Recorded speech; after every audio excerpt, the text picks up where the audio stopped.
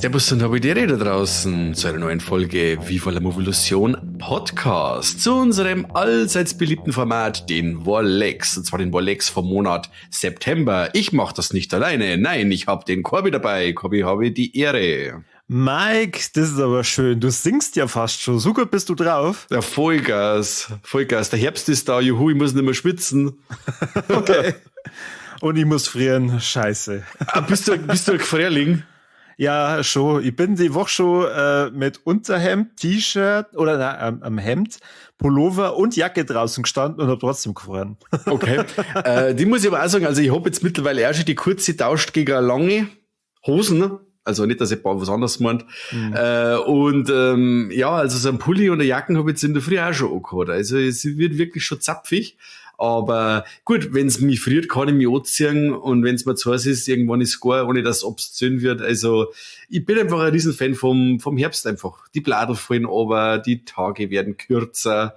Man ist nicht mehr so drauf, dass man sagt, man muss jetzt unbedingt irgendwas machen, weil draußen die Sonne scheint. Man kann sich einfach auf die Couch hicken, knocken und coole Sachen anschauen. Ja, aber apropos obszön und kürzer, wo ist denn der Kani?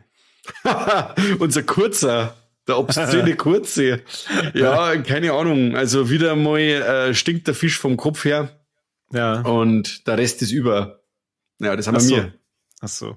Dann müssen wir halt ohne ihn wieder mehr auskommen. Ist aber, glaube ich, gar nicht so schlimm. Ich weiß nicht, wie es dir geht, aber also ich habe in dem letzten Monat verdammt viel gesehen. Okay. Wirklich verdammt voll. Es ist mir jetzt ein bisschen schwer gefallen, ehrlich gesagt, so jetzt mal da die Highlights rauszusuchen. Ich habe nämlich ein paar Lowlights gesehen, aber ich werde es einfach so machen. Ich präsentiere halt meine Highlights, die sehr gut in unser Format Vorlex passen. Und sollten wir da noch Zeit haben, kann ich nur gemeinsam mit dir ein bisschen über meine Diary in Letterboxd drüber gucken und dann können wir ja da über den einen oder anderen Film nur 1-2 Sätze verlieren. Voll gern. Weil bei mir ist es auch so, ich habe einen Haufen wieder so einen Scheißdreck gesehen von Vinegar-Syndrom, wo man auch sagt, okay, da kann ich jetzt nicht so viel verzeihen, aber die Leute sollten schon wissen, dass der Scheißdreck so groß ist, dass er schon wieder gut ist. Dass davor gewarnt werden sollte. Ja, nein, ist eine Warnung und eine Empfehlung dann zugleich quasi. Ja, aber willst du dann gleich anfangen? Von mir aus? Und ich behaupte, ich fange mit dem mainstreamigsten, da ich jetzt anfangen. Okay. Die gibt's jetzt zwar schon eine Zeit eben auf Disney Plus, aber da ja natürlich ein physischer Medium-Verfechter bin, habe ich einen Screener gekriegt von Elio. Von Disney Pixar, oder? Ja, genau. Habe ich natürlich dann gleich genutzt, wie dieses Teil angekommen ist, mit die ganze Family versammelt sich vor der Kiste und wir schauen uns den an. Habe ich wieder zum Jonas gesagt, und wie schaut's aus? Machst den Podcast mit, erzählst du irgendwas? Ja, und was sagst du dann? Wie hat er dir gefallen? Gut. Ja, okay. Sagst du mehr? Nein, das war's. Passt. Dann mach ich es selber. Also, meine Kinder hat auf jeden Fall gefallen. Ich muss auch sagen, ein schöner Animationsfilm, tolle Animationen an sich, von den ganzen Effekte her.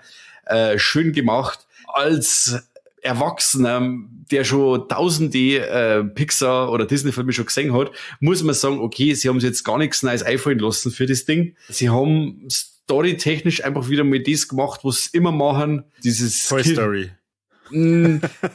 Elemente draus bestimmt, aber eher dann so, weiß ich nicht, Baymax zum Beispiel, da haben wir auch so einen Fall.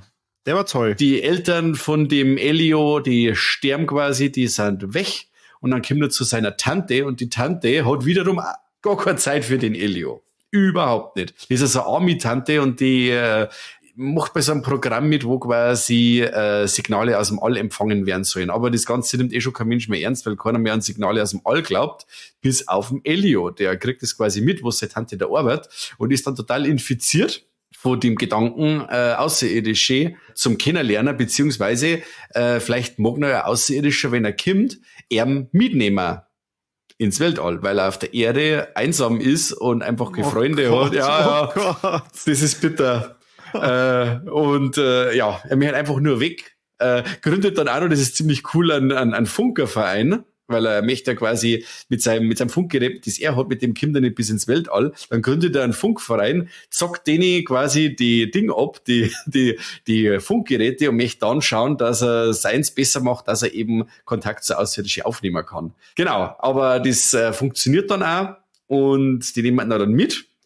Und es ist dann eine Verkettung von Missverständnissen, und zwar meinen die Außerirdischen, dass er der Herr oder der Anführer der Erde ist. Und diese Aliens haben eine Allianz und die werden angegriffen von einem Bösen. Und sie haben sie vom Elio versprochen, dass der ihnen hilft im Kampf gegen das Böse. Und dabei ist er halt bloß ein Zipfel, der Elio. Aber mit ganz viel Herz, Humor und Charme hilft der Elio dann doch, weil er sie mit dem Sprössling des Bösen anfreundet. Und so geht's halt dann dahin. Und es ist wie gehabt. Es gibt viel zum Lachen, viel Action, viel Gefühl. Storytechnisch, wie gesagt, nix nice. Es ist einfach 0815, aber die Kinder gefällt's. Und für die ist der Film gemacht.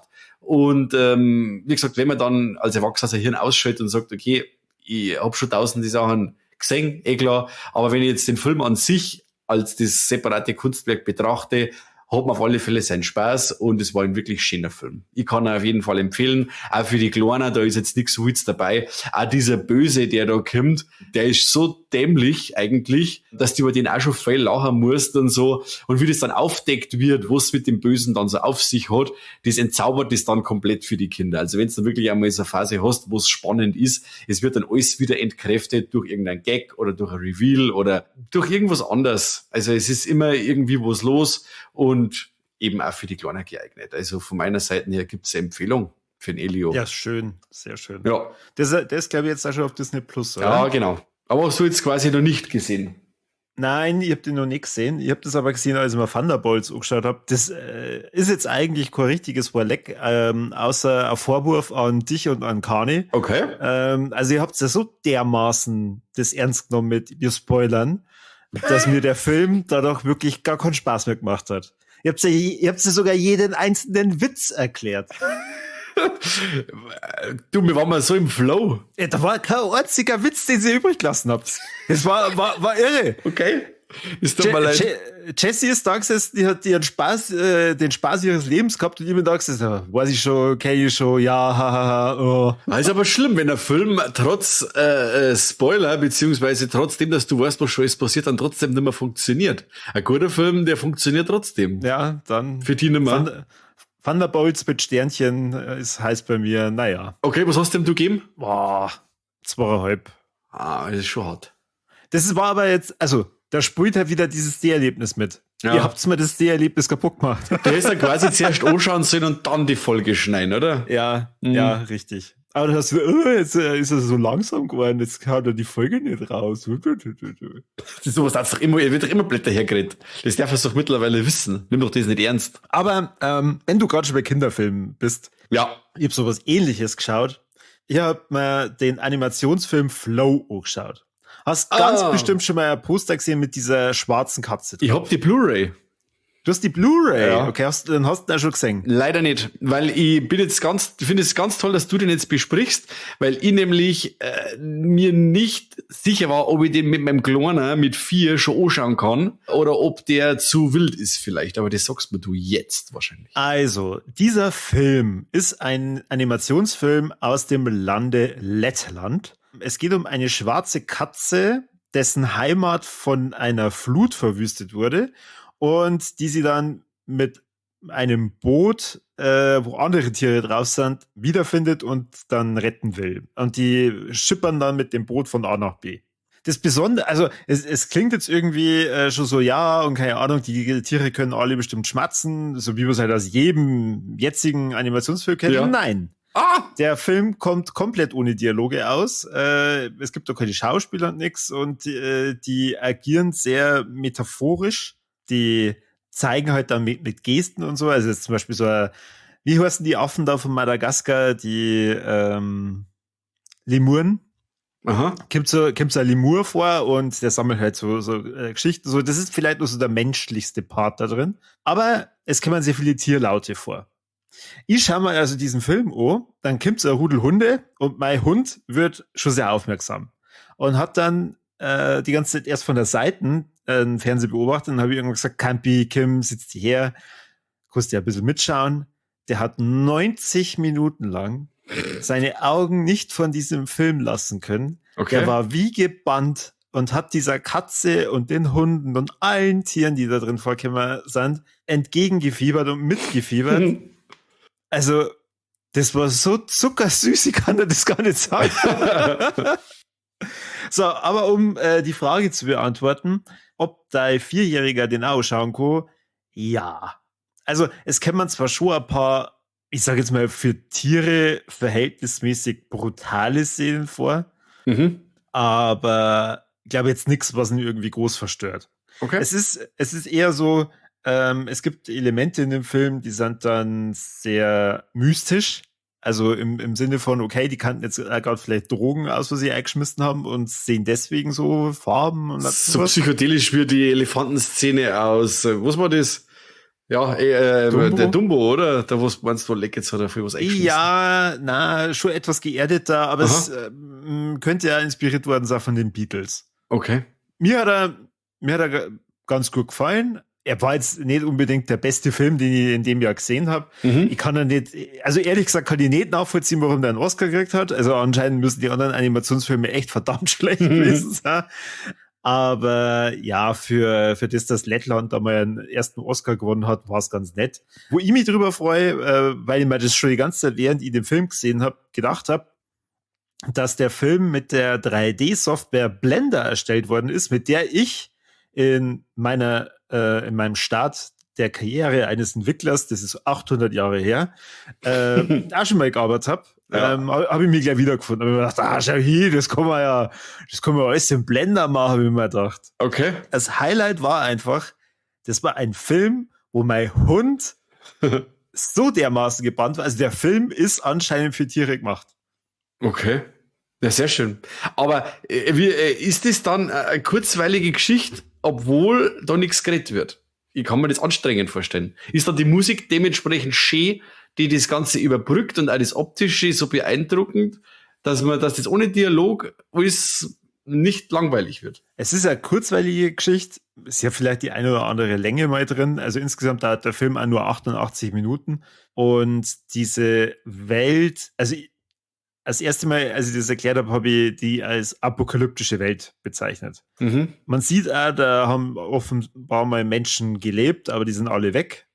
Und es ist halt eine Reise von A nach B, wo du halt diesen Tieren dann zuschaust, wie die das halt machen. Und da passieren natürlich immer wieder irgendwelche Abenteuer. Ja. Aber wenn du mir jetzt gerade so fragst, also es kann schon sein, dass vielleicht deine Burm das doch zu langweilig ist. Okay. Ja, also wenn es jetzt nicht zu wild ist, dann lass es einmal hier vor den Film und dann schauen wir halt einmal, was rauskommt. Sag den Film vorher deine Hasen. Okay. Wenn die den Film gut befinden, dann hast du schon mal ja keinen verkehrten Kauf gemacht und dann kannst du es deine Kinder zeigen. Okay. Ja. Ich schau mal. Ja, bin ich gespannt. Ich habe jetzt, wie gesagt, auch nur Gutes gehört. Gelesen und so, ja, diese habe ich mir gedacht, den kaufen wir jetzt blind. Und nur wie gesagt, das ist auch diese Frage, ich glaube, das gab 6. Habe jetzt nicht genau gewusst, okay, auf was ich mich, oder ob ich es jetzt mit dem Kleinen oder mit versammelter Mannschaft dann anschauen kann oder ob da nur der Große dabei sein kann. Aber das stellt sich dann raus. Ab 6? Ich hätte jetzt fast schon gesagt, das ist ab 0, oder? Ab 0 ist du hast recht, er ist ab 6. Aha. Ja, okay, also es kommt eine Szene vor, so für alle, die nicht gespoilert werden wollen, die hören jetzt mal 10 Sekunden weg. Da bricht ein Vogel dem anderen Vogel an Flügel. Okay. Ja, mit voller Absicht. Übel. Ja. Krass. Das kann der Grund sein, warum es ab 6 ist. Scheiße. Ist ja voll mies. Voll. Gut. Soll ich gleich noch weitermachen? Bitte, wenn du gerade schon drin bist. Es wird jetzt nur noch schlimmer. In dem Jahr haben wir ja jetzt schon öfter über verschiedene Stephen King Bücher geredet, die verfilmt worden sind. Also ja, ich rede halt nur über die Long Walk, aber ich meine jetzt gerade den Film Finner, der Fluch. Ich habe nämlich nicht nur das Hörbuch Reizung, sondern dann auch gleich nur den Film. Und der Film ist von Tom Holland. Ich glaube, das ist für dich alter Bekannter, oder? Ja. Was hat der nur so gemacht? Chucky, die Mörderpuppe. Hat der auch noch Fright Night? Die Fright Night, glaube ich, hat er auch gemacht, ja. Ja, genau. Na, ich kenne mich ja voll aus. Voll gut. Der hat eben Finner auch gemacht. Der Film ist von 96 und es geht um den Billy Halleck, der aus Versehen eine Zigeunerin umfährt. Und daraufhin wird er verflucht. Und der Billy, der ist ziemlich beleibt und der Fluch besagt, dass er dünner wird. Das ist am Anfang vielleicht noch gar nicht so schlimm, weil er hat ja genügend Masse, aber dann merkt er, okay, das hört nicht auf. Und egal wie viel er isst, er nimmt immer mehr ab. Und tatsächlich, wenn man sich das dann so vorstellt, ist das schon echt krass, weil du weißt, okay, deine Zeit läuft ganz langsam ab und irgendwann krepierst du halt, weil du, ja, kein Gewicht mehr hast. Mhm. Und der Billy versucht dann eben, die Zigeuner dazu zu bringen, den Fluch von sich zu nehmen. Ich fand im Film am Anfang erst so mittel, weil ich mir dann gedacht habe, oh, das schaut jetzt aus nach einer billigen TV-Produktion. Wo es ja auch ist. Aber ich finde, ab der zweiten Hälfte, da wo er dann auf die Zigeuner trifft, Aha. da hat der Film mich voll gehabt.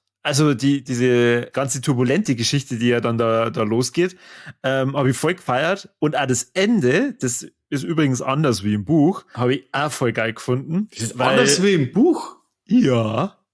Ich hab Buch als auch Film gelesen, gesehen und für mich war das gleich. Nein. Der Film endet anders, weil ich kann jetzt schlecht das Ende spoilern, aber sagen wir mal, der Film, der macht nun mal so eine Charakterwendung beim Billy. Da kriegt jemand dann nun mal sehr fett weg, der im Buch vielleicht verschont worden ist. Okay. Ja. Erkläre ich dann danach. Ja, erkläre dann noch. Ich hab das abgespeichert. Ich habe nebenbei, wo ich das Hörbuch damals gehört habe, von Thinner, habe ich gerade eine Küche aufgestellt. Vielleicht kann es sein, dass mir da was entgangen ist. Aber ich habe das abgespeichert gehabt, als wir, 1:1 Umsetzung. Aber gut, da bin ich gespannt, was du mir später dann verzeihst. Ja, auf jeden Fall, ich habe sehr viel Spaß gehabt mit dem Film. Obwohl ich eben am Anfang gedacht habe, boah, ist das voll die billige TV-Produktion, keine Ahnung. Die Geschichte, finde ich, würde sie als sehr gut für Miniserie eignen. Mhm. So 5 bis 6 Folgen. Ich glaube, da kann man richtig geile Spannung aufbauen. Also für alle Regisseure, die uns mal wieder zuhören. Mike Flanagan, wenn er wieder mit Zeit hat.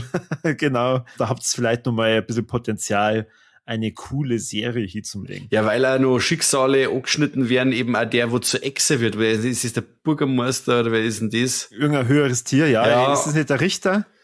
Richter, das kann auch sein, genau. Und da kann man ja auch noch sagen, okay, man da das ein bisschen beleuchten und was dem dann widerfährt und so, ja. Ja, da war ich richtig enttäuscht, weil ich mich so drauf gefreut habe, also ich habe das erste das Hörbuch gehört und dann habe ich gedacht, boah, das wäre ja richtig geil, wie man das, wenn man das sehen würde, eben in der Serie oder in einem Film. Und als ich dann herausgefunden habe, dass da einen Film gibt, habe ich gedacht, ja, boah, bitte, sag's das. Und haben sie kein Budget gehabt anscheinend. Ja. Hat der Fettsuit wahrscheinlich schon so viel gekostet. Von wann ist der Film? 96, hast du gesagt, oder? 96er. Da war ich 12. Da war ich bei der TV-Premiere vom Fernsehen gesessen. Echt? Ja, den habe ich damals gleich gesehen, wie er rausgekommen ist. Das war allgemein so diese Zeit, wo dann Langoliers gekommen ist und so und der Sturm des Jahrhunderts, diese ganzen Zweiteiler, die es da gegeben hat vom Stephen King. Ja. The Stand, das war damals Wahnsinn, diese 4 Episoden oder 3 oder 4, ich weiß nicht mehr. Aber 4, da war ich damals auch bei der Premiere dabei gesessen. Gar nicht so schlecht. Haben wir aber schon mal drüber geredet, über die erste Serie. Stimmt, ja. Stephen King hat auf jeden Fall auch einen kleinen Auftritt in dem Film als Apotheker. Als Hörbuch kann ich auch wärmstens empfehlen, gelesen vom David Nathan. Ja, bester Mann. Traumhaft. Bester Mann in Maine. Wie schaut's bei dir aus? Was hast du gesehen? Irgendwas von Stephen King? Gar nicht. Ich habe Long Walk nicht gesehen. Dafür habe ich Ballerina gesehen, From the World of John Wick. Yeah. Und ich habe einfach überhaupt keinen Bock auf den Film gehabt. Gut. Wie gesagt, John Wick 1 und 2 cool, 3 und 4 Ermüdungserscheinungen durch diesen Action-Overkill und weil halt einfach nichts mehr erzählt worden ist, beziehungsweise die Welt mittlerweile ist so, es sind einfach nur noch Profikiller und es gibt keine normale Leute überhaupt nicht mehr und so. Da haben wir gedacht, ja, jetzt ist schon ein wenig Fantasy-mäßig. Und dann kommt Ballerina ums Eck mit der bezauberten Ana de Armas, die ihren Namen ja auch noch übersetzt. Armas heißt Waffen übersetzt. Jetzt heißt die Ana de Armas ist die Ana der Waffen. So lässt sich der ihr Namen wortwörtlich übersetzen. Ne? Und das macht sie in dem Film. Und das ist hervorragend. Die Dame hat ja schon mal gesagt im James Bond, in dem letzten, dass ganz schön was drauf hat, Action- und kampftechnisch. Und das wird jetzt da in dem Film perfektioniert. Man sieht, dass die Frau wirklich was kann. Es sind ein Haufen Action-Szenen drin, die oder mit wenig Schnitt auskommen, dass man sagt, okay, man sieht, die Frau hat was trainiert, die kann was das ist nicht nur alles im Schnitt gelöst, was in dem Film zum Singen ist.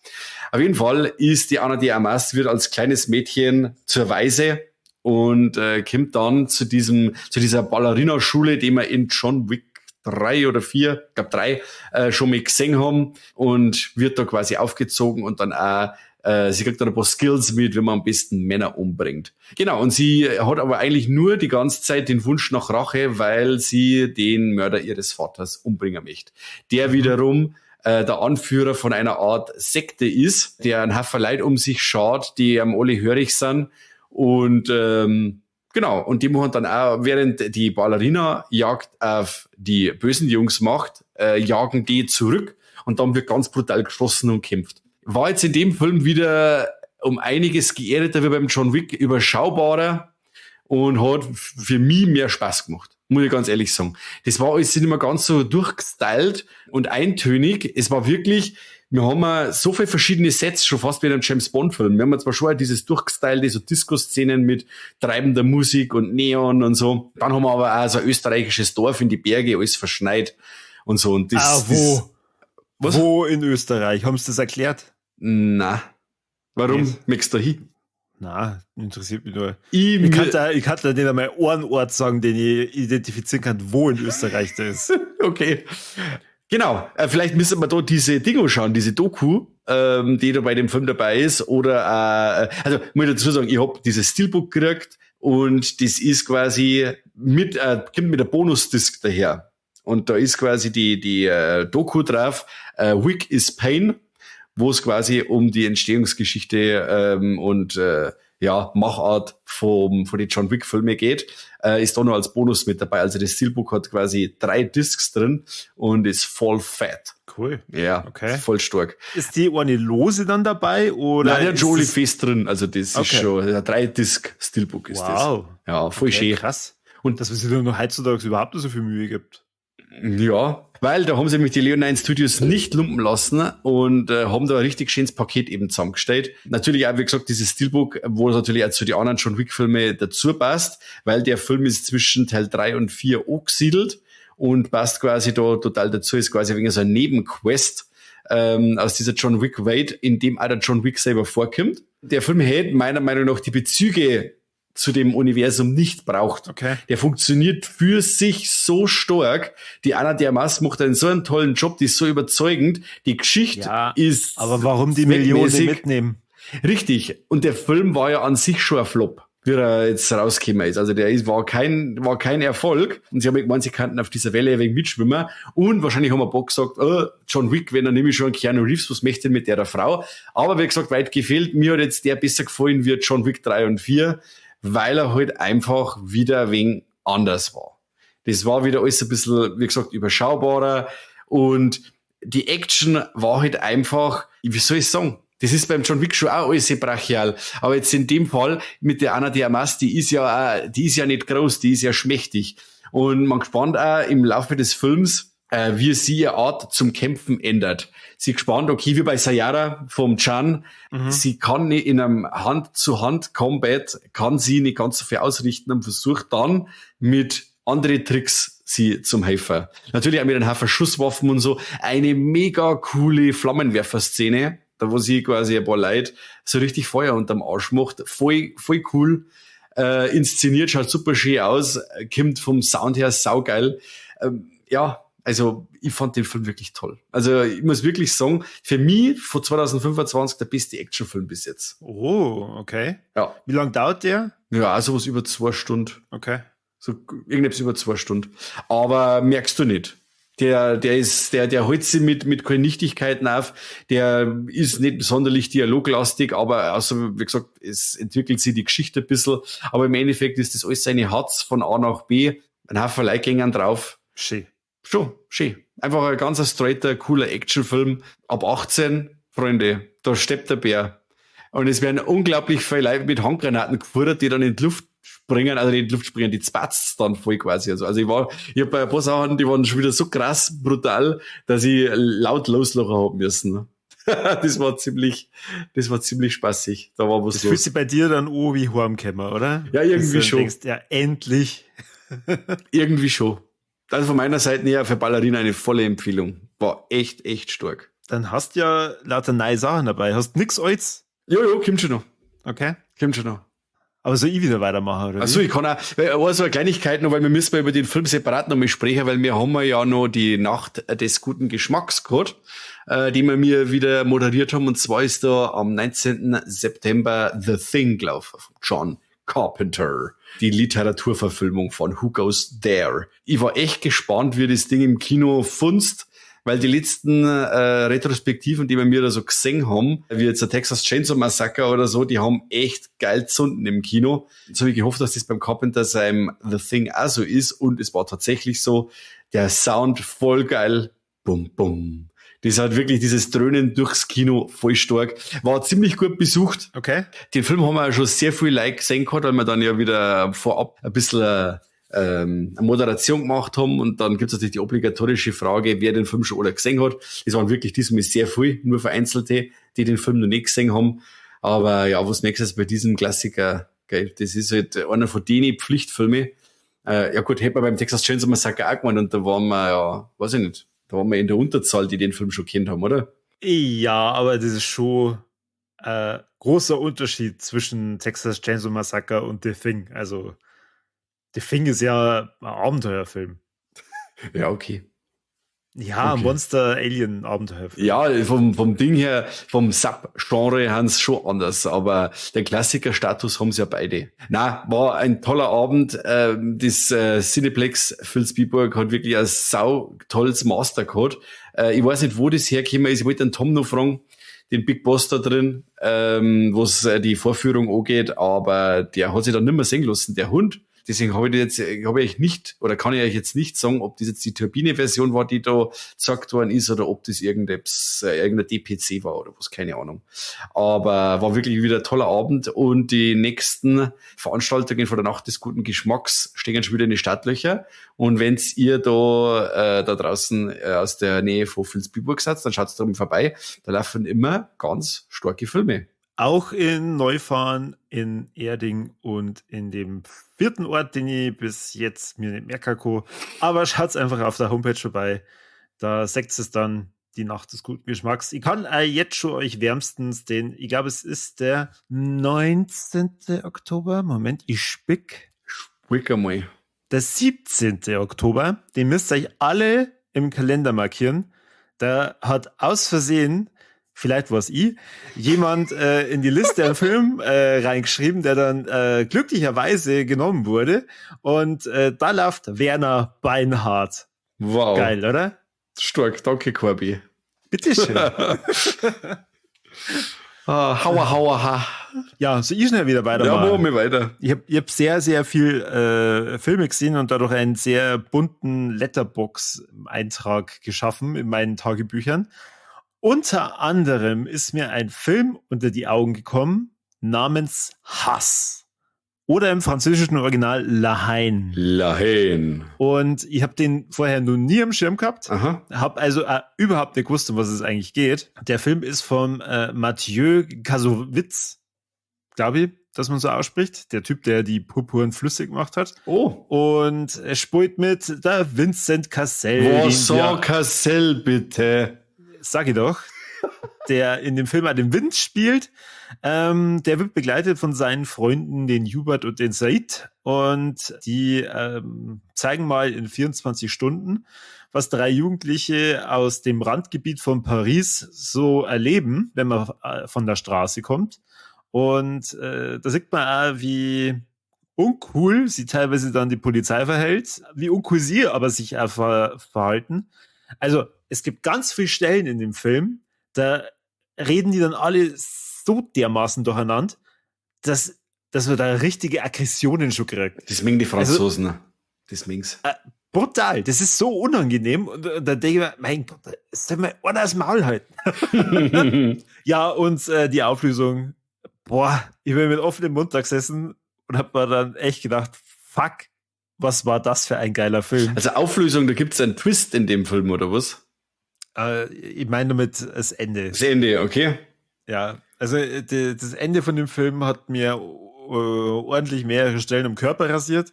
Okay. Ich war aber durchweg einfach unterhalten. Also es ist jetzt nicht nur ein Drama, sondern es ist schon so ein bisschen episodenhafter aufgebaut. Also die erleben da halt gefühlt alle 10 Minuten ein bisschen was anderes. Es gibt dann einmal ein paar lustige Szenen und so.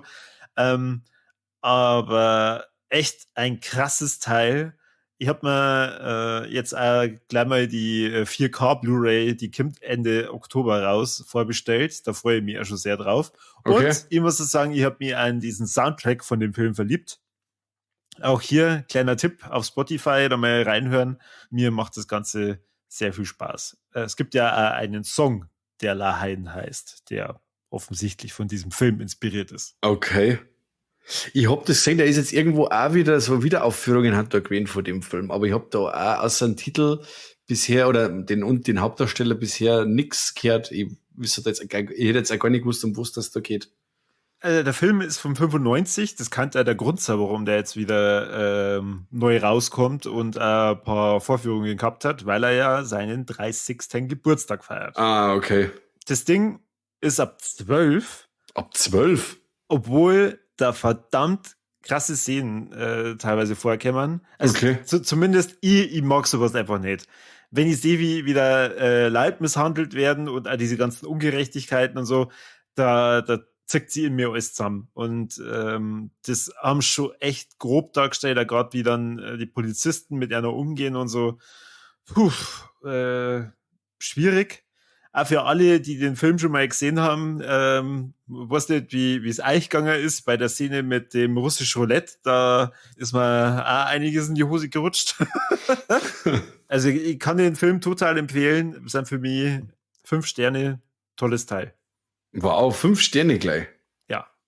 Krass. Ist auch in ganz vielen besten Listen drin. Also gerade IMDb und Letterboxd und so. Da ist der Film schon, glaube ich, teilweise unter den Top 20. Okay. Sollte man gesehen haben. Ja, kommt auf die Liste. Aber du hast ja trotzdem gleich gewusst, von was ich rede. Weil ich eben jetzt mitgekriegt habe, dass der Wiederaufführungen hat eben und dann habe ich mir gedacht, hey, das sagt mir jetzt wirklich überhaupt nichts. Und irgendwie bei Instagram mit irgendeiner Story habe ich es gesehen, dass eben auch einer vor dem Kino gestanden ist und gesagt hat, hey, jetzt schaut er sich hin und Bildungslücke und so. Ist der in Schwarz-Weiß? Ja. Schwarz-Weiß, gell? Ist er. Ja. Mhm.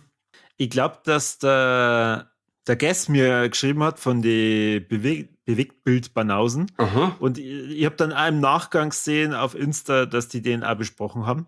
Mhm. Weil er mich eben gefragt hat, ob das meine Erstsichtung war. Und genau, cooles Teil. Ja, sehr schön. Wie schaut's bei dir aus? Ich hab Date Night Code und das nicht mit dir ausnahmsweise, sondern mit meiner Frau. Und wir haben zum ersten Mal, genau, seit Avengers Endgame waren wir wieder mal im Kino und haben wir uns... Sag mal, magst du deine Frau nicht oder mag sie die nicht? Was ist los mit euch? Aber das war halt eben mit den Kids immer so eine Geschichte, irgendwann muss daheim sein, so ungefähr, und dann war es mit der Schlafferei so ein Geschiss und hin und her. Und jetzt haben wir gesagt, weißt du was, jetzt haut das wieder hin, die haben jetzt nicht so weit aus dem Gröbsten heraus, dann bleibt die Oma da und dann können wir ins Kino rumbinden. Die sind aus dem Gröbsten raus und da bleibt trotzdem die Oma da. Ja, die können ja jetzt auch nicht bleiben, aber es ist ja so, dass du sagst, okay, die schlafen jetzt anständig und Ding. Und oftmals ist es dann auch so, dass meine Frau gesagt hat, ach, weißt du was, dein Horror, den schaust du lieber allein. Aber da bei The Conjuring, da wollte es dann schon wieder mitgehen, weil sie die Warrens so gern mag. Ed und Lorraine. Und wer diese 2 Figuren gern mag, der wird den 4. Teil lieben, weil der Fokus von dem Film ganz stark auf die Warrens liegt, auf die 3 Warrens, quasi Vater, Mutter, Kind, und schon fast den eigentlichen Fall um diese Familie, jetzt muss ich richtig mal schauen, wie die kosten, Smurl, die Familie Smurl. So wie Smurf. Die Smurfs, ja. Genau, den Fall um diese Familie lässt der Film schon fast ein bisschen, ja, bis die erste Hälfte des Films schon fast ein wenig liegen. Und dann in der zweiten Hälfte geht's erst einmal so richtig los. Im Endeffekt geht's jetzt in diesem Film drum, dass die Warrens quasi eben als junges Paar schon mal mit diesem Dämon, der in dem Film jetzt für Probleme sorgt, schon mal Kontakt gehabt haben und der schon mal auch das Leben von einem Kind bedroht hat, im Mutterleib sogar noch. Und dann Jahrzehnte später wollten die Warrens eigentlich schon ein bisschen in Rente gehen. Einfach ein wenig langsamer ist okay, weil am Ed geht's nicht so gut, der isst zu viel Schweinefleisch, der hat ein bisschen Herzprobleme und Lorraine hat auch schon das Alter und sie wollten sich eigentlich ein wenig zurückziehen, aber dann kommt dieser Fall der Smurl-Familie, um das ein Spiegel geht, der Gefäß ist für das Böse und da müsste es dann doch wieder helfen. Aber bevor es soweit kommt, haben wir mal locker 50 Minuten wegen so einer Einführung, wo es mit die Warrens so los ist momentan und wir haben auch, finde ich, ein bisschen so eine Staffelübergabe an die Tochter, die heißt Judy und derer ihren Freund beziehungsweise dann Verlobten im Film. Das fühlt sich alles ganz brutal an nach The Next Generation. Und wie gesagt, es ist dann doch so, dass die Warrens dann überreden lassen und nehmen dann diesen Fall der Smurl-Familie an und dann wird da quasi so wie in die anderen Conjuring-Filme auch ermittelt und ausgetrieben, exorziert und mit Bibeln geschwungen und ich war jetzt an sich für mich, wenn es jetzt vielleicht ein wenig hart, aber so der schwächste Teil von die Warrens bis jetzt. Was? Ja. Okay, der dritte war schon so schwach. Nein, mir hat der dritte besser gefallen. Ich habe den dritten sehr gut gefallen, also nicht sehr gut, ich fand den dritten gut, weil ich das Okkulte, das hat mir gefallen. Dass diesmal einen menschlichen Gegner haben, der die so Sachen verflucht mit seinen Totems und so. Ich fand das nicht so schlecht, wie den alle machen, Kabi. Ich fand den dritten eigentlich sehr gut. Okay. Dafür fand ich jetzt in dem Film, ich schaue diese Warrens ja auch gern zu. Ich mag das gern und mir ist das jetzt auch gar nicht so krass aufgefallen, bis dann wirklich auf die Uhr schaust und sagst, jetzt sind 50 Minuten vergangen, es war so gruselig, war es noch gar nicht. Aber wie gesagt, ich schaue denen Leute gern zu, es ist dann auch wirklich auch schön gruselig geworden. Ganz schwach war das Finale, die letzten 10 Minuten, ganz schwach. Das war ein Action-Feuerwerk, da ich gesagt habe, Freunde, das gefällt mir jetzt wirklich überhaupt gar nicht. Und dann haben wir am Schluss noch mal so richtig so einen zuckersüßen Rausschmeißer, was du sagst, ja, das ist schon fast wie bei Herr der Ringe 3, wo es dann alle heimkommen und dann laufen sie alle, die Hobbits, dann laufen sie ihre Freunde in die Arme und Zeitlupe und was weiß ich. Ja, das war dann schon ein bisschen schmalzig. Aber der Film geizt wieder nicht mit Jumpscares und hat auch eine gute Spannung, gute Atmosphäre dann, wenn es eben übernatürlich wird. Und ja, wer die bisherigen Teile im Ming hat, der sagt, ja, ich möchte natürlich auch wissen, wie es weitergeht, aber man wird wahrscheinlich mit Abstriche da rausgehen müssen, weil es ist einfach hübsch verwässert. Es ist, wenn du jetzt sagst, diese Atmosphäre, die ersten 2 Teile gehabt haben, das war ja Wahnsinn. Das ist ja irre, das waren ja auch für meine Verhältnisse gar nicht so viele Jumpscares, wie es dann später geworden sind, so mit Teil 3 und 4 jetzt. Aber, was möchtest du machen? Die Leute wollen Jumpscares. Hast du gesehen, bei der Typ, der bei uns in Bring Her Back drin gesessen ist, der sagt, er möchte Jumpscares haben. Ist ja scheißegal, wie intensiv und Ding das Ganze ist. Wenn er keinen Jumpscare hat, dann ist es nichts. Und ja, und so funktionieren jetzt diese Teil 3 und 4 eben auch eher von den Conjuring-Filme. Aber wie gesagt, wer da Fan ist von dem Ganzen, der hat da, finde ich, auch wieder seinen Spaß. Wie gesagt, es ist nicht mehr ganz so gut, aber immer noch gut. Einfach gut. Okay. Wenn du sagst, dass da der Staffelstab übergeben wird, ist es auch wirklich so? Also, das beruht ja immer so ein bisschen auf wahren Begebenheiten. Ein bisschen, ja. Also es ist... Haben die dann da weitergemacht, oder was? Die Tochter von die Warrens hat weitergemacht und dann ihr Verlobter, da jetzt in dem Film, der Tony, da spannt man dann ja, okay, der ist jetzt akzeptiert in der Familie und da geht's jetzt dann so quasi weiter.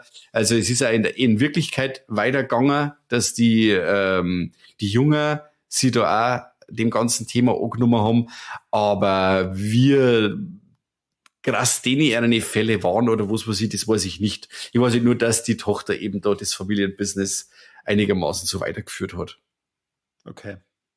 Und man kann natürlich durch das, dass der Prolog vor dem Film mit einem sehr jungen Warren Parr ist, kann man sagen, okay, vielleicht macht man nur eine Serie als Prequel oder so. Man kann jetzt halt da, mit denen Schauspieler kannst du jetzt ein Prequel zum Beispiel machen. Schauen die originalen, also der Farmiga und Wilson sehr ähnlich. Man kann jetzt quasi die Abenteuer der jungen Warrens verzeihen, als auch der Tochter Judy.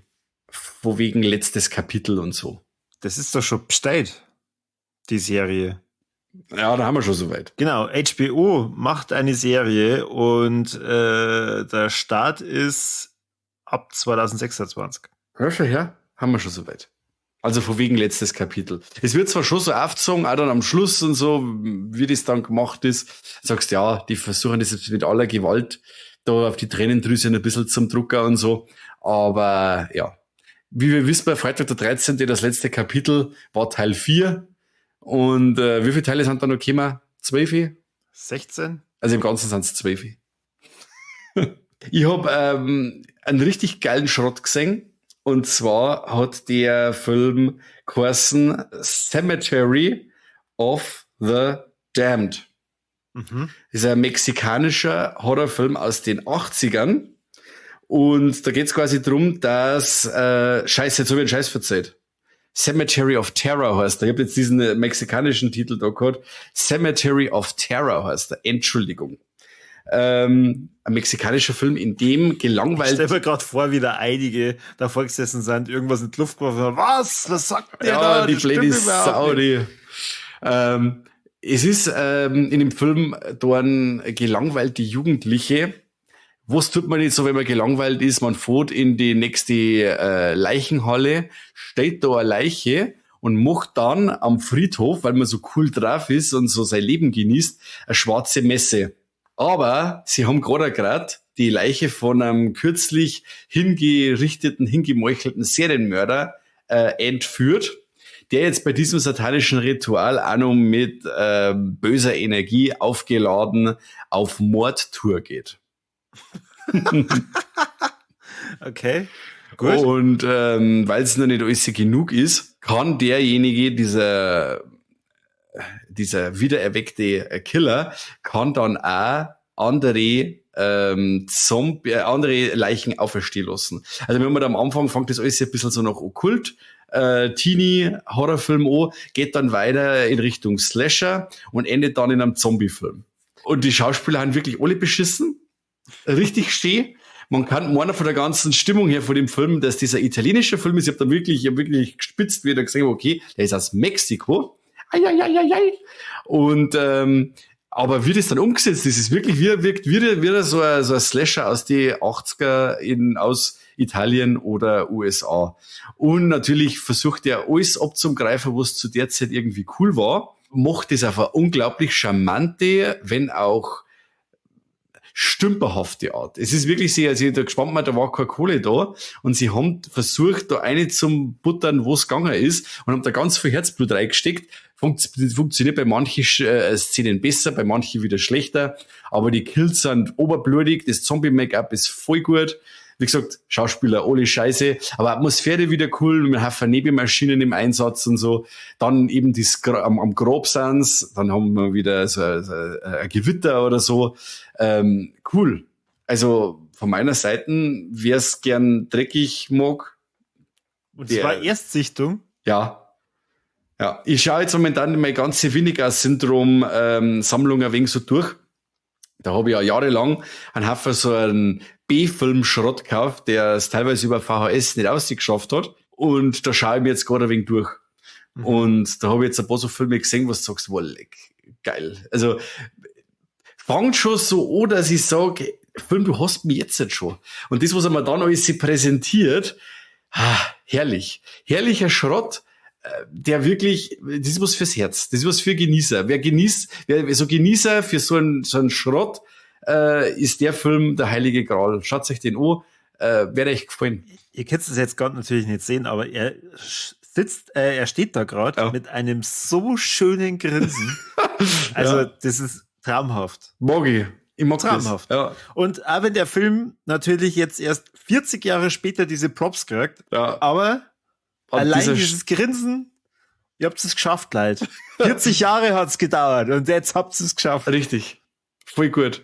Und es sind ein paar so mexikanische Perlen da dabei zum Beispiel. Also das ist, der eine heißt noch Grave Robbers, ähnliche Geschichte, Ashi. Also das sind alle alles so Filme, da sich halt kein Mensch mehr irgendwie anschauen oder daten in der Versenkung verschwinden, wenn sie nicht das Label Vinegar-Syndrom dem angenommen hätten und daten die Filme wirklich mit einem schönen Master, die schauen wirklich toll aus. Also wirklich, da ist eine Kohle dahinter, hinter der Restauration.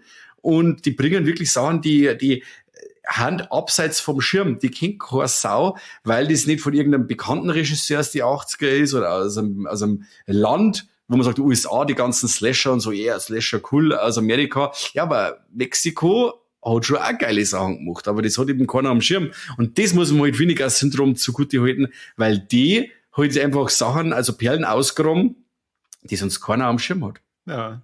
Und ja, natürlich ist viel Scheiß dabei, oder so ein Scheiß dabei, wo du sagst, okay, ich muss jetzt halt für die spulen, weil er wirklich so langweilig ist oder was, und dann sagst du halt, okay, jetzt habe ich mir die letzten 20 Minuten, jetzt wenn Action ist, lass es jetzt laufen. Habe ich auch so einen Film gehabt, Necromancer, das ist jetzt ein amerikanischer Film, der war wirklich scheiße. Der war wirklich scheiße von den Effekten her und Ding. Nur die letzten 20 Minuten reißen da außer dann eben auch so in Katakomben mit Dämonen und so. War dann wieder cool, aber reicht halt nicht, weil der langweilt dir stundenlang und dann haut er 20 Minuten Atmosphäre und Action und Splatter und coole Masken rein. Aber dann sagst du, ja, hat dann schon gepasst am Schluss, aber das ist jetzt kein Film, den ich jetzt da erwähnen darf. Nicht einmal als Arschbombe, weil sie haben es ja wirklich auch versucht, aber ist halt nicht so unterhaltsam, wie es jetzt Grave Robbers oder Cemetery of Terror ist. Die mexikanischen Filme, sind die dann bei uns auf Deutsch rausgekommen oder hast du das auf Englisch oder in Englisch? Spanisch, also Mexikanisch? deren Vinegar-Syndrom, die haben quasi die mexikanische Tonspur ist es mit englischen Untertitel. Also nerdiger kannst du das fast immer machen. Cool. Mexikanischer O-Ton mit englischen Untertitel. So schauen wir das an. Ja, finde ich aber cool. Also, weil das sind ja dann wirklich Perlen. Also, Ja. hat sie dann auch offensichtlich nie auf den deutschen Markt irgendwie drauf geschafft. Weiß ich nicht. Habe ich jetzt mir nicht informiert. Weil wenn, dann höchstens auf irgendeiner schrulligen VHS, dass die noch irgendwo rumliegen. Aber ich wüsste jetzt nicht, dass da in der letzten Zeit von denen Filmen irgendwo ein deutsches Release geben hätte oder so. Okay. Aber schaut's mal Vinegar-Syndrom, wenn ihr mal so Bock auf so einen richtigen geilen Schrott habt, dann schaut's da mal rein. Das sind Filme abseits vom Mainstream, die sehr wert sind, dass man es entdeckt. Apropos geiler Schrott. Yeah. Yeah. Quasi. Hast du schon mal den Film Funny Games gesehen? Ja. Vom Michael Haneke. Haneke. Was sagst denn du dazu? Mittel. Mhm. Mittel. Das ist Haneke allgemein. Ich komme mit ihm nicht ganz so klar. Das ist immer so dieser Oberlehrer, der in seine Filme dann immer mit dem erhobenen Zeigefinger da steht und sagt, eben auch bei Funny Games. Also, möchtest du über Funny Games direkt reden? Hast du den angeschaut? Ja. Oder? Ja, ich hab mir den angeschaut, ja. Diese Szene, wenn sie dann einer von diesen zwei Killer-Typen dann umdreht und sagt, da, das ist das, was du sehen möchtest, oder? Das gefällt dir. So dieses schlechte Gewissen einen, so, und Gewalt als Unterhaltung, das findest du also cool und so. Ich meine, ach, Haneke, halt doch dein Maul, was ist denn das? Das ist alles immer nur Film. Der Haneke, wo dann sagt, ja, Gewalt ist nicht konsumierbar oder ist nicht Unterhaltung. Ja, ist natürlich schon, du Oberpfeife. Ja, gut. Erzähl von Funny Games. Dir hat er da gefallen. Erzähl. Ich habe tatsächlich was völlig anderes erwartet. Ich habe mir natürlich von dem scheiß Titel blenden lassen. Du hast mit deiner Frau willst eine gute Zeit haben, nein, oder? Nein, meine Frau hat mich zwar irgendwann nach 20 Minuten, die war im Nebenraum, gefragt, was zum Teufel ich mir denn da jetzt schon wieder für eine Scheiße anschaue. Das machst du schon wieder für einen Podcast. Und ich habe mich dann auch irgendwann gefragt, warum schaue ich mir das eigentlich an? Aha. Es ist ein österreichischer Thriller. Ja. Und die Familie Schober fährt in den Urlaub, Vater, Mutter, Kind und Hund. Da kommen sie an so einer Ferienhütte an, wo sie dann kurz drauf von zwei Männern mehr oder weniger überrascht werden. Die entpuppen sich eben dann als zwei Arschlöcher, die die Familie drangsaliert und entführt, kann man ja nicht wirklich sagen, sondern die drangsalieren sie Das ist halt eine einfach. Home Invasion quasi. Was mir halt echt im Gedächtnis geblieben ist eine ganz bestimmte Szene, nachdem was Furchtbares passiert ist. Und das geht, glaube ich, 2 Minuten oder so, wo sie einfach da sitzt und vor sich hin starrt. Und das wirkt echt gut. Also da habe ich mir gedacht, okay, das finde ich jetzt gerade stark. Also das ganze andere drumherum. Ich finde es jetzt zum Beispiel nicht so schlimm, dass der Typ die 4. Wand durchbricht. Ist irgendwie, ja, interessantes Stilmittel für... Ich finde es nicht schlimm, dass er es tut, nur wo er dann damit sagen möchte, dass er dann sagt so, die gefällt dir das. Also ich weiß jetzt auch nicht. Also, dann hast du das genau das, was du möchtest. Du möchtest die Leute leiden sehen, ja, dann kriegst du das jetzt. Also, prätentiös. Und es sind auch ein paar Elemente dabei, wo, also entweder ich habe was verpasst oder ich kapiere den Film vielleicht nicht so richtig. Es gibt ja eine Szene, die wird dann in dem Film zurückgespult und dann geht's anders aus. Das habe ich nicht verstanden. Weil dir der Haneke sagen möchte, dass manche Sachen einfach unausweichlich sind. Er möchte die leiden lassen. Er sagt halt, das ergibt das jetzt nicht, dass die Familie jetzt da zurückschlägt. Er geht wieder auf den Punkt zurück, dass quasi, bevor sie die Waffe kriegt, im Endeffekt, dass du keine Katharsis haben kannst, dass du nicht sagen kannst, ja, jetzt geht's ab, jetzt rächen sie, die Familie rächten sie jetzt an die Peiniger oder die können sie jetzt verteidigen. Sagt er, das hat dir jetzt zwar gefallen, aber das kriegst du nicht. Und dann kommt diese Überhöhung, weißt du, an sich ist ja ein realistischer Film, und dann kommt diese Szene mit dem Zurückspulen und dann heißt es so quasi, nix da. Ja, also es ist ein interessanter Film. Das trifft es, glaube ich, ganz gut. Es ist für mich aber mehr ein Balek tatsächlich als ein Warlock. Also er hat jetzt nichts, wo ich dann sage, das ist jetzt extrem explizit oder so. Also da sticht er jetzt nicht hervor. Und was mich total gestört hat, waren diese verschiedenen Lautstärken. Also ich weiß nicht genau, ob das Absicht ist, aber der ist sehr, sehr schlecht gemischt. Teilweise versteht man die Personen gar nicht. Dann andere Personen schreien extrem. Der Georg Schober wird ja vom Ulrich Mühe gespielt, den man aus das Leben der anderen kennt. Und der schreit so, dass mir fast die Boxen dann zlickt hat. Ja. Und dann redet wieder der Nächste und die verstehen nichts. Und, weiß ich nicht, ja, es ist ein sehr unangenehmer Film. Ja. Vielleicht ist das deswegen Absicht. Und weil er so unangenehm ist, hat er es bei mir auf meine negative Liste geschafft. Aber er hat jetzt quasi auch nicht unterhalten irgendwie, oder? Warst du unterhalten? Also, ich bereue es jetzt nicht, dass ich den gesehen habe. Also, sagen wir mal, ich kann mir schon vorstellen, so in den Szenen, wo wir uns ab und zu mal bewegen, dass man sich über den Film dann einmal unterhalten kann.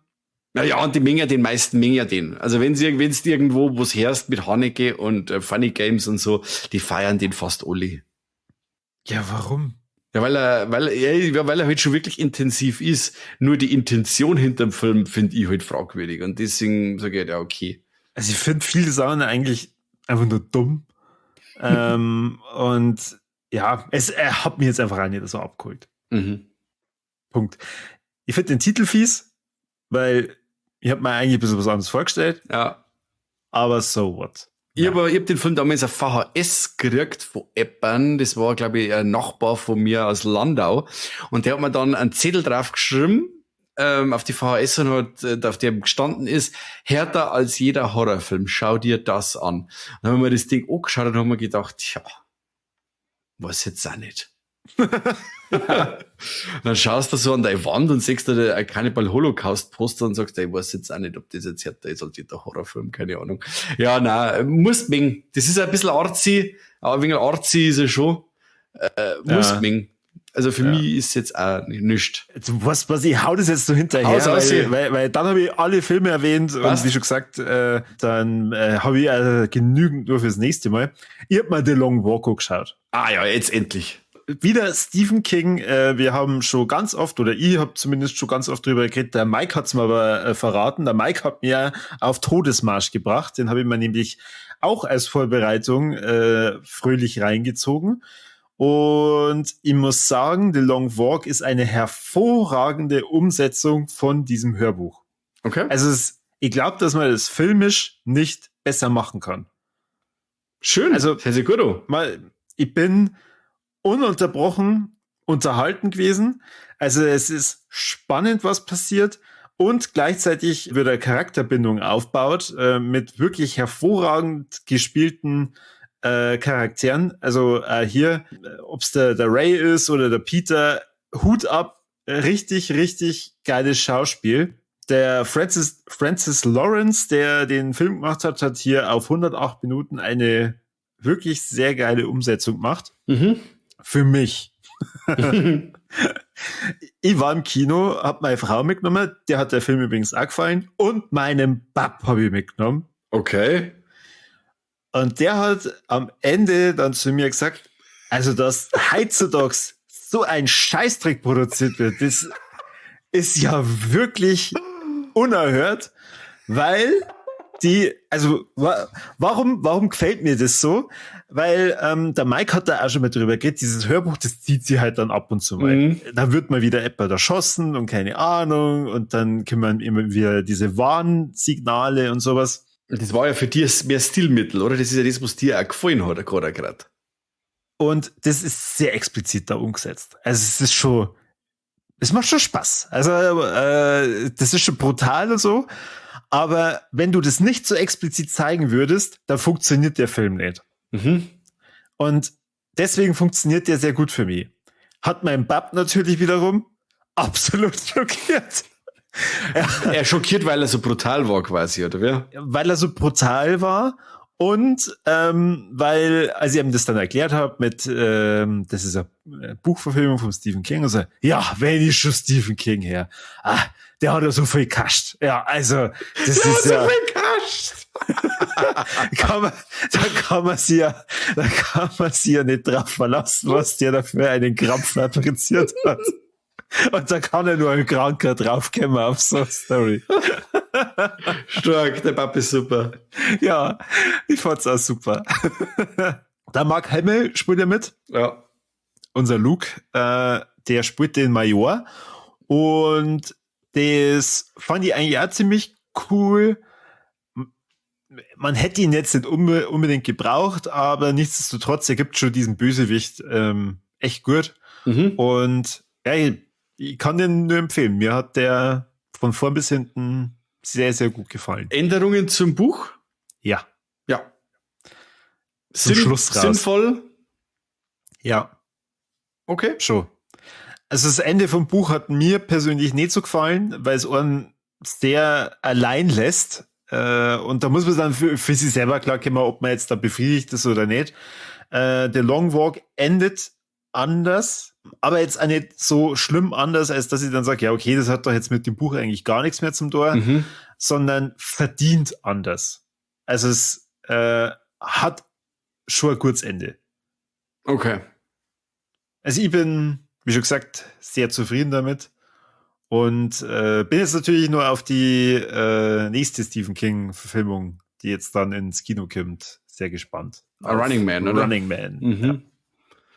Da weiß ich jetzt auch schon, dass das Ende anders sein wird wie im Buch. Ja, finde ich jetzt aber nicht schlimm. Na, finde ich auch nicht. Muss ich auch sagen, bin ich gespannt. Ja, mal schauen. Ja. Aber dein Pap kennt zumindest dann Stephen King. Meiner kennt ihn gar nicht. Aber das, irgendwie haben wir das jetzt mir auch gehört, irgendwie Stephen King oder irgendwo. Was, wer? Der Stephen King, kenn ich nicht. Wohnt der bei uns im Ort? Sag ich, nein. Ja, dann kenn ich da nicht. Ich hab mir halt nur gedacht, ja Papa, ich hab dir doch gesagt, um was in dem Film geht. Wieso bist du denn dann mitgekommen, wenn du dann danach nur so schimpfst? Aber mein Gott, wenn er mitmacht, der war. Ja, krass. Also, mein Papa hat da ausflippen im Kino. Ausflippen. Okay. Mein Papa war das letzte Mal bei Schuh des Manitou und jetzt wieder beim Kanu des Manitou und das war's dann. Für das nächste Mal, wenn der Manitou irgendwas macht, wird der Papa wieder ins Kino gehen, aber bis dahin ist wieder Schicht. Also, eins muss ich nur verzeihen. Ja. Wir waren da im Kino am Kinotag. Da, wo jeder Film 5 Euro kostet. Ein Fünfer, ja. Neben mir sind ein paar Leute gesessen, die, glaube ich, sonst nie ins Kino gehen. Also die haben sich wahrscheinlich gedacht, 5 Euro pro Film, heute geben wir es uns mal so richtig. Und der Typ neben mir, der hat, glaube ich, gar nicht gewusst, auf was er sich jetzt da einlässt. Also für alle, das habe ich jetzt überhaupt nicht erklärt, die nicht wissen, um was es in dem Film geht. Aus jedem Staat in den USA wird ein Jugendlicher auserwählt, der bei diesem Todesmarsch mitmachen darf. Oder es heißt der lange Weg, glaube ich. Es geht darum, dass man in einer Gruppe eben mit allen Jugendlichen so weit geht, wie nur möglich. Dazu kommt nur eine Uhr, die dann die Geschwindigkeit misst und man muss mindestens über 3 Meilen, glaube ich, pro Stunde gehen. Man wird begleitet von Militär und jedes Mal, wenn man entweder stehen bleibt oder eben unter diese Geschwindigkeit fällt, da kriegt man eine Warnung. Und nach 3 Warnungen ist Schluss. Bumm. Genau, bumm.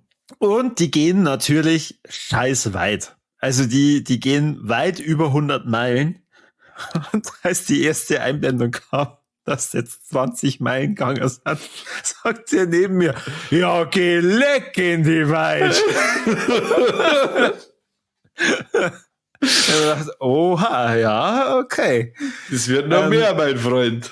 Ja, also der hat in der Zeit, da waren es dann, glaube ich, bei meine 60 oder so, das ist immer noch nicht so weit, hat er dann schon sein 3. Bier geäxt, da hat's dann nur noch gereicht, als dann eine Szene war mit der Katz, a Katz, hat er dann noch ganz laut gesagt, da habe ich gedacht, jetzt ist dann aber gut mit den Kommentare, und dann hast du schon gemerkt, wie er jetzt neben mir eher mit dem Alkohol kämpft, den er wahrscheinlich davor auch schon entsprechend mit aufgebaut hat, also er hat sich des Öfteren gehoben, ist dann zum Schluss Gott sei Dank eingeschlafen. Toll.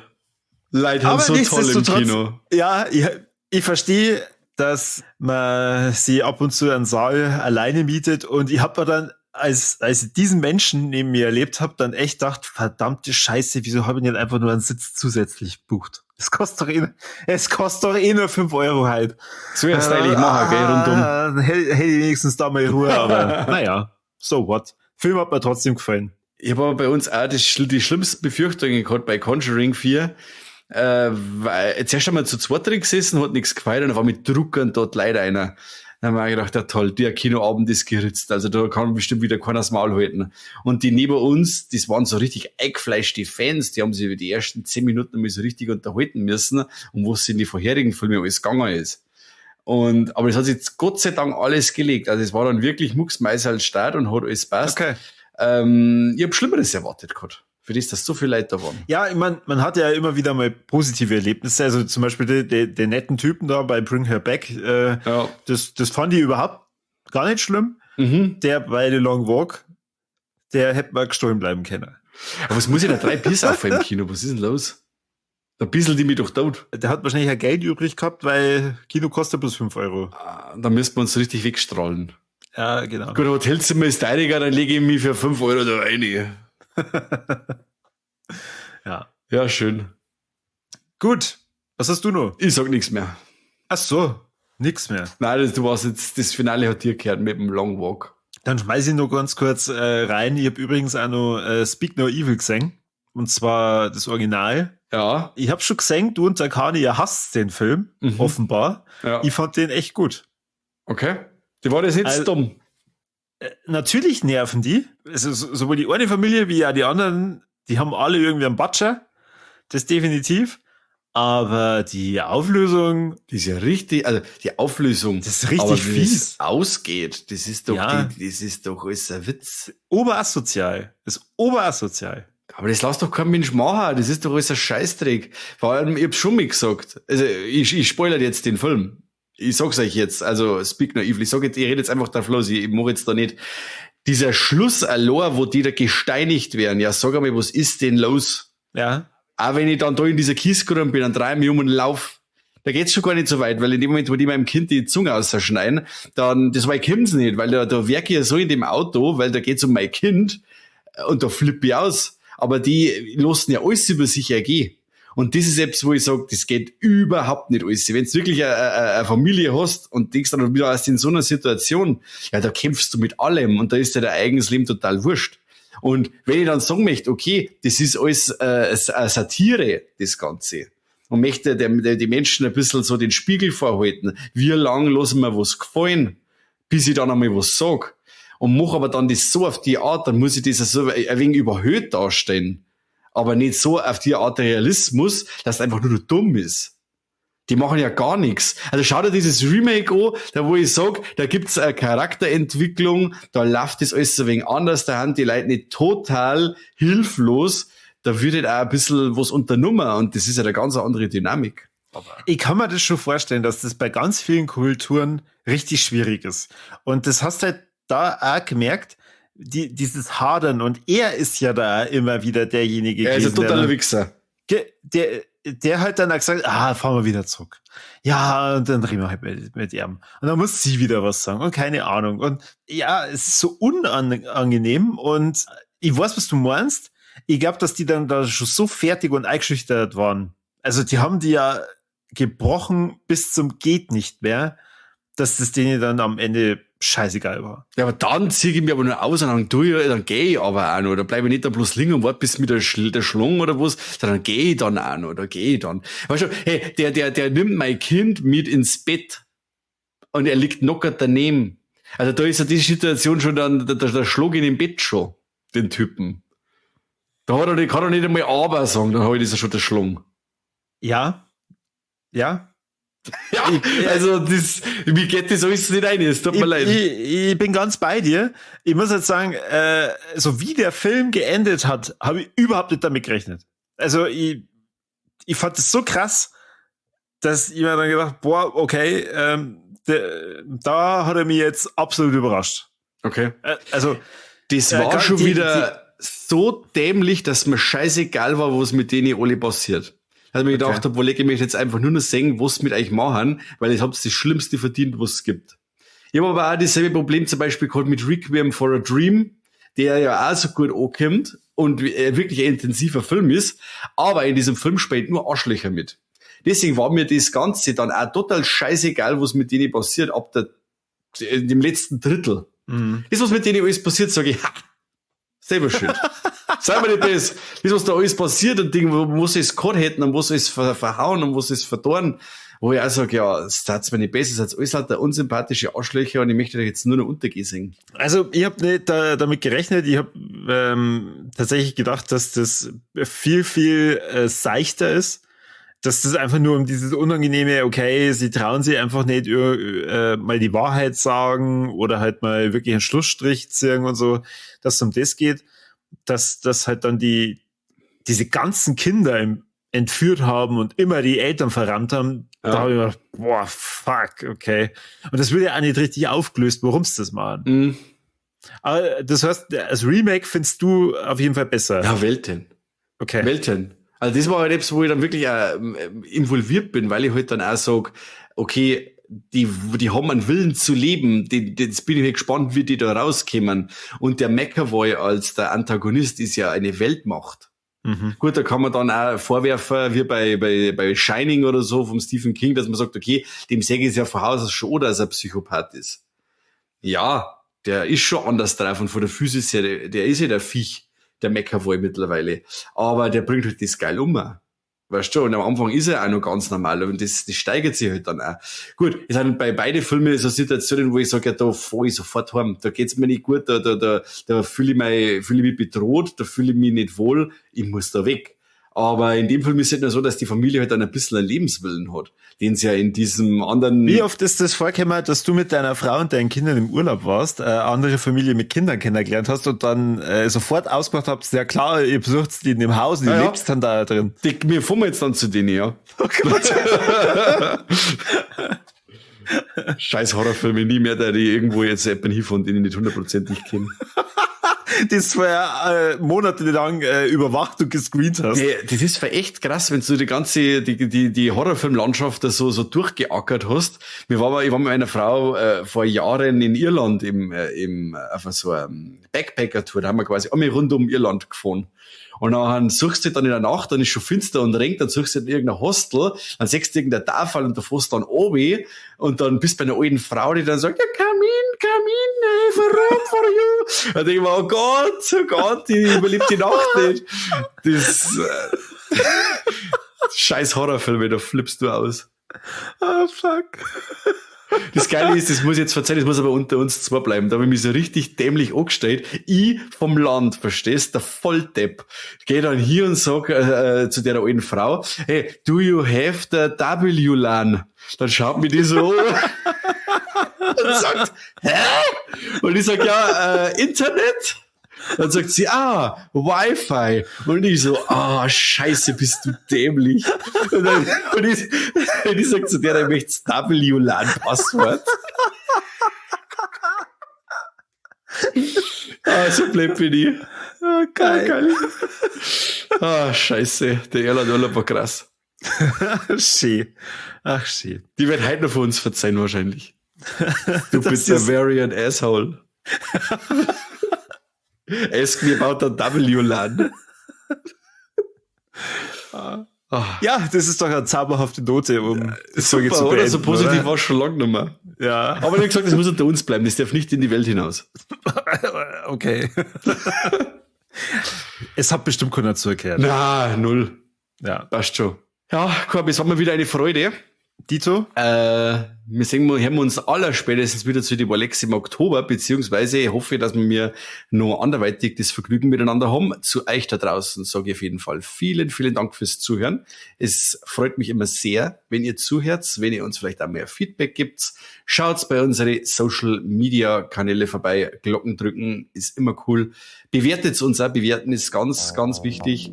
Und ich freue mich, wenn es beim nächsten Mal wieder zuhört, beim besten bayerischen Filmpodcast der Welt. Oh, cool. Sehr schön. Wow.